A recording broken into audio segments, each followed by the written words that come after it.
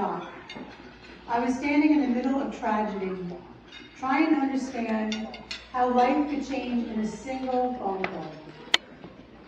And if there's one thing I've learned after all these years, it is this. Life does not prepare you for trauma. There's no handbook for brain injury.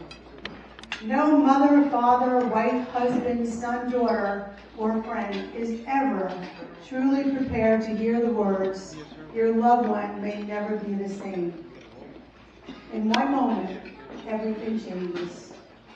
And suddenly, you are thrown in a world of ICUs, machines, doctors, rehabilitation, fear, and uncertainty. You are told terms you never wanted to learn: acute care, subacute care, outpatient therapy, insurance approvals, denials, waiting lists. And somewhere in all of that, families are expected to stay strong. That is why New Beginnings Community Center was born, not from a business plan, but from heartbreak, not from ambition, but from love, not from wanting success, but from wanting to make sure no family walked this journey alone. This organization has always had a mind of its own, and somehow God blessed me enough to follow it. What started as pain became purpose. From one dream, we grew into a community, a place of hope, a place of healing, a place where people are not defined by their injury, but by their humanity. Over the years, we built more than programs, we built family. We built therapy departments with extraordinary physical, occupational, and speech therapists. We built structured day programs filled with laughter, friendship, and dignity. We built hyperbaric oxygen therapy programs focused on healing and possibility. And then we built homes. Not facilities, homes.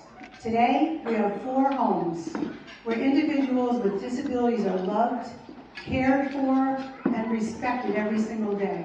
Places like the Brendan House, Amber Haven, and the Alfred and Linda residence. They were built with heart, sacrifice, and with the belief that every human being deserves comfort, dignity, and belonging. And tonight, I stand here 19 years later, I realize something beautiful. Sometimes from the crushing comes a miracle. Just like grapes must be crushed to become fine wine, tragedy can create something powerful enough to last for years and years.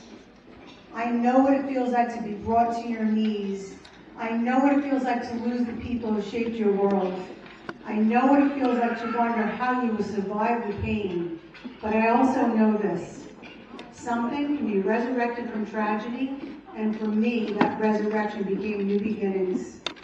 Every patient who took a first step again, every mother who finally heard her child speak, every family who found hope after being told there was none, every resident who found safety, friendship, and purpose inside our homes, that is the miracle. People sometimes ask me how I kept going for 19 years. The answer is simple, because this was never about me. This was about the families who needed someone to believe in them when the world stopped believing, It was about the patients who deserved one more chance. It was about turning suffering into service. And none of this could happen alone. To my incredible team, thank you for carrying this mission with your hearts. To the families who trusted us during the darkest moments of their lives, thank you for allowing us to walk beside you. To this community, thank you for believing in what we do. And to my parents,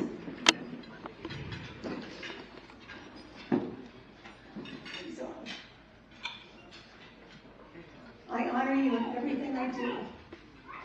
Your love,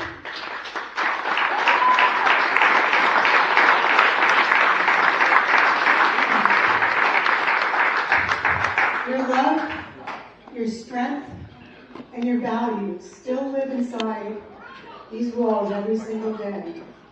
I pray that somewhere tonight you can see what grew from the seeds you planted in me.